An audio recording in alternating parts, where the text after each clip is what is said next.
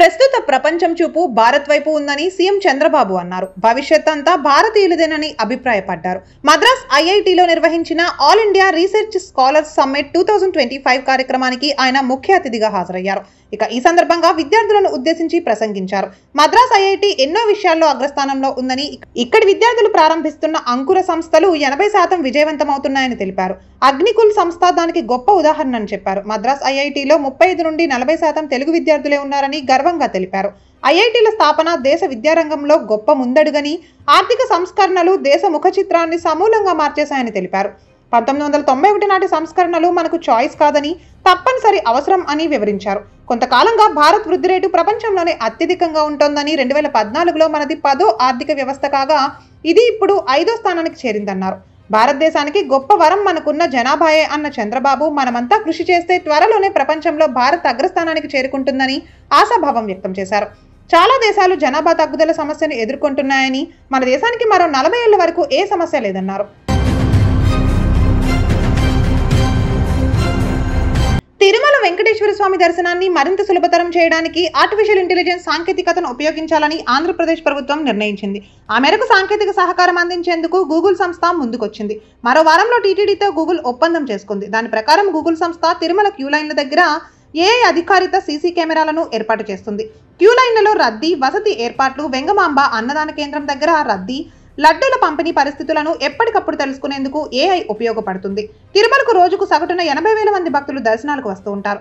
వారికి ఏఐ టెక్నాలజీతో మెరుగైన సేవలు అందించాలన్న ముఖ్యమంత్రి ఆదేశాల మేరకు గూగుల్ సంస్థతో ఒప్పందం చేసుకోనున్నట్లు టీటీడీ చైర్మన్ బిఆర్ నాయుడు ప్రకటించారు.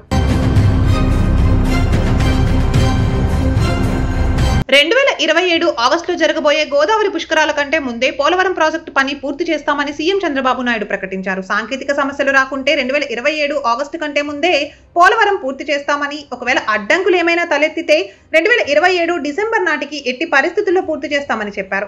వచ్చే ఏడాది జూలై నాటికి డయాఫ్రామ్ వాల్ నిర్మాణం పూర్తి చేసి గ్రావిటీ ద్వారా కాలువలకు నీరు విడుదల చేస్తామని చంద్రబాబు ప్రకటించారు. గురువారం పోలవరం ప్రాజెక్టును సందర్శించిన ముఖ్యమంత్రి ప్రాజెక్టు స్థితిగతులను సమీక్షించారు. పునరావాస కార్యక్రమాలు కూడా 2027 డిసెంబర్ నాటికి పూర్తి చేయాలని అధికారులను సీఎం ఆదేశించారు. మొదటి దశ పునరావాస నిర్మాణంలో 14,000 కుటుంబాలకు 6,000 కోట్ల ఖర్చుతో 49 ప్రాంతాల్లో కాలనీలు నిర్మించడానికి టెండర్లు పిలుస్తారు. 2027 డిసెంబర్ నాటికి విద్యుత్ ప్రాజెక్టు సహా అన్ని పనులు పూర్తి చేయాలని ఇంజనీర్లకు దిశానిర్దేశం చేశారు. రాష్ట్రంలో కూటమి ప్రభుత్వం ఏర్పడిన తర్వాత పోలవరం ప్రాజెక్టుకు కేంద్రం 5,000 కోట్లు మంజూరు చేసిందన్నారు. ఇక అన్ని విషయాల్లోనూ కేంద్రం సహకారం అందిస్తోందని చెప్పారు.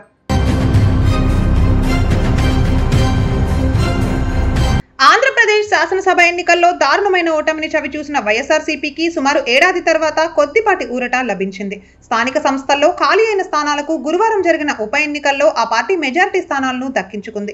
స్థానిక సంస్థల ఉప ఎన్నికల్లో 1 ZP chairman, 24 MPP, 17 vice MPP, 8 co opted సభ్యులు, మొత్తం 50 స్థానాలకు ఎన్నికలు జరిగాయి. వాటిలో 40 స్థానాల్లో వైఎస్ఆర్సీపీ అభ్యర్థులు విజయం సాధించారు. ఎన్నిక జరిగిన ఒకే ఒక జడ్పీ చైర్మన్ పదవిని వైఎస్ఆర్సీపీ దక్కించుకుంది. కడప జిల్లా జడ్పీ చైర్మన్ గా బ్రహ్మం గారి మఠానికి చెందిన జడ్పీటీసీ సభ్యుడు ముత్యాల రామ్ గోవింద్ రెడ్డి ఏకగ్రీవంగా ఎన్నికయ్యారు. 24 ఎంపీపీల్లో 18 స్థానాలను, 17 వైస్ ఎంపీపీల్లో 12 స్థానాలను ఆ పార్టీ గెలుచుకుంది. ఇంకా 8 మంది కో ఆప్టెడ్ సభ్యుల స్థానాలు వైఎస్ఆర్సీపీఏ సొంతం చేసుకుంది. తెలుగుదేశం 4 ఎంపీపీలు, 2 వైస్ ఎంపీపీలను మాత్రం గెలుచుకుంది. జనసేన 1 ఎంపీపీ, 1 వైస్ ఎంపీపీని మాత్రం దక్కించుకుంది. 1 ఎంపీపీ బీజేపీకి, 1 వైస్ ఎంపీపీ సీటు స్వతంత్ర అభ్యర్థికి దక్కాయి. సిద్దిపేట జిల్లా దుబ్బాకలో యంగ్ ఇండియా స్కిల్ యూనివర్సిటీ స్థాపించడానికి స్థలాలను పరిశీలించాలని ముఖ్యమంత్రి రేవంత్ రెడ్డి ఆదేశించారు. దుబ్బాక ఎమ్మెల్యే కొత్త ప్రభాకర్ రెడ్డి సీఎంను ఇవాళ మర్యాదపూర్వకంగా కలిశారు. ఆ సందర్భంలో తమ నియోజకవర్గంలో స్కిల్ వర్సిటీ ఏర్పాటు చేయాలని విజ్ఞప్తి చేశారు. దానికి రేవంత్ రెడ్డి సానుకూలంగా స్పందించారు. మరోవైపు హబ్సీపూర్ లక్షపేట్ మార్గంలో 2 వరుసల రహదారి నిర్మాణానికి రాష్ట్ర ప్రభుత్వం 35 కోట్లు మంజూరు చేసింది. సంగారెడ్డి జిల్లా అమీన్పూర్లో ఒకే ఇంట్లో 3 చిన్నపిల్లలు చనిపోయిన సంఘటన స్థానికులను కలిసివేసింది. పోలీసుల కథనం ప్రకారం అమీన్పూర్ రాఘవేంద్ర కాలనీలో చెన్నయ్య అనే వాటర్ ట్యాంకర్ డ్రైవర్ కుటుంబం నివాసం ఉంటోంది. వారికి సాయికృష్ణ, మధుప్రియ, గౌతమ్ అనే 3 పిల్లలు ఉండేవారు. గురువారం రాత్రి వారందరూ భోజనం చేశాక చెన్నయ్య ట్యాంకర్ నడిపేందుకు వెళ్లి రాత్రి 11 గంటల సమయంలో తిరిగి వచ్చాడు. ఇవాళ తెల్లవారుజామున చెన్నయ్య భార్య రజితకు కడుపు నొప్పి తీవ్రంగా రావడంతో ఆమెను ప్రైవేట్ హాస్పిటల్లో చేర్చారు. ఆ తర్వాత పిల్లలను పరిశీలించగా వారు 3 అప్పటికే చనిపోయి ఉన్నారు. చెన్నై స్వస్థలం రంగారెడ్డి జిల్లా తలకొండపల్లి మండలం మెడకపల్లి గ్రామం. ఉపాధి కోసం అమీన్పూర్లో కుటుంబంతో సహా నివసిస్తున్నాడు. ఈ దుర్ఘటన మీద పోలీసులు దర్యాప్తు ప్రారంభించారు. ప్రధానమంత్రి నరేంద్ర మోదీ వచ్చే వారం థాయిలాండ్, శ్రీలంక దేశాల్లో పర్యటిస్తారు. థాయిలాండ్ రాజధాని బ్యాంకాక్ లో 6వ బిమ్స్టెక్ సదస్సు ఏప్రిల్ 3-4 తేదీల్లో జరగనుంది. ఇక ఆ సదస్సులో ప్రధాని మోదీ పాల్గొంటారు. థాయిలాండ్ ప్రధానమంత్రి పెటోంగ్టార్న్ షినవత్ర ఆహ్వానం మేరకు భారత ప్రధాని మోదీ బిమ్స్టెక్ సదస్సులో పాల్గొంటున్నారని విదేశాంగ శాఖ ఒక ప్రకటనలో తెలియజేసింది. మోదీ థాయిలాండ్ లో అధికారిక పర్యటనకు వెళ్లడం ఇదే మూడోసారి. ఏప్రిల్ 3న భారత్, థాయిలాండ్ ప్రధానమంత్రులు నేరుగా సమావేశమవుతారు. ద్వైపాక్షిక సహకారం, భవిష్యత్ భాగస్వామ్యాల వంటి అంశాల గురించి చర్చలు జరుపుతారు. ఏప్రిల్ 4న మోదీ శ్రీలంక వెళ్తారు. ఆ దేశ అధ్యక్షుడు అనురాగ్ కుమార దిశనాయక పిలుపు మేరకు మోదీ శ్రీలంకలో 4, 5, 6 తేదీల్లో పర్యటించనున్నారు. నిర్దేశిత రంగాల్లో పరస్పర సహకారం దిశలో జరుగుతున్న పురోగతి గురించి ఇద్దరు నాయకులు చర్చిస్తారు. ఆ దేశపు ఇతర రాజకీయ నాయకులు, ఉన్నతాధికారులతో కూడా సమావేశాలు జరుపుతారు. అనురాధపూర్లో భారత్ ఆర్థిక సహకారంతో చేపట్టిన ప్రాజెక్టులను మోదీ ప్రారంభిస్తారు. ఛత్తీస్గఢ్ రాష్ట్రం బీజాపూర్ జిల్లాలో మావోయిస్టులు అమర్చిన 45 కేజీల మందు పాత్రను భద్రతా బలగాలు నిర్వీర్యం చేశాయి. గంగలూరు పోలీస్ స్టేషన్ పరిధిలోని చర్పాల్ పలనార్ మార్గం మధ్యలో భద్రతా బలగాలను లక్ష్యంగా చేసుకుని మావోయిస్టులు మందు పాత్ర పెట్టారని తెలుస్తోంది. దాన్ని గుర్తించిన భద్రతా బలగాలు వెంటనే ల్యాండ్ మైన్ తొలగించి నిర్మానుష్య ప్రాంతానికి తీసుకువెళ్లి నిర్వీర్యం చేశాయి. ఛత్తీస్గఢ్ అటవీ ప్రాంతంలో మావోయిస్టులు జాడ తెలుసుకోవడం కోసం భద్రతా బలగాలు నిరంతరాయంగా కూంబింగ్ నిర్వహిస్తున్నారు. తమ ఆనుపానులు తెలుసుకోవడానికి ప్రయత్నిస్తున్న భారత ప్రభుత్వ భద్రతా బలగాలను తుదముట్టించడానికి మావోయిస్టులు మందు పాత్ర అమర్చారు.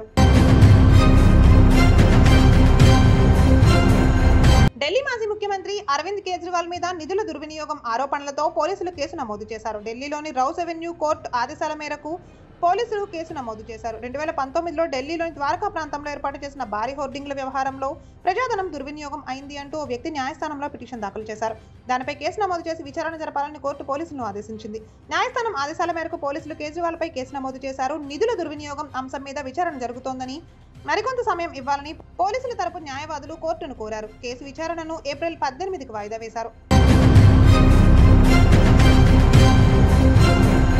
భారతదేశంలో 2000 వీసా అపాయింట్మెంట్లను రద్దు చేస్తున్నట్లు అమెరికా దౌత్య కార్యాలయం ప్రకటించింది. వీసా ఏజెంట్లు బాట్ సాయంతో ఆ అపాయింట్మెంట్లను బ్లాక్ చేసి విక్రయించుకుంటున్నారని, అందుకే వాటిని రద్దు చేశామని వెల్లడించింది. ప్రస్తుతం విద్యార్థి వీసాల అపాయింట్మెంట్ల కోసం సుదీర్ఘ సమయం ఎదురు చూడాల్సి వస్తోంది. కానీ ఏజెంట్లకు డబ్బులు చెల్లిస్తే నెల రోజుల్లోగానే అపాయింట్మెంట్ లభిస్తుంది.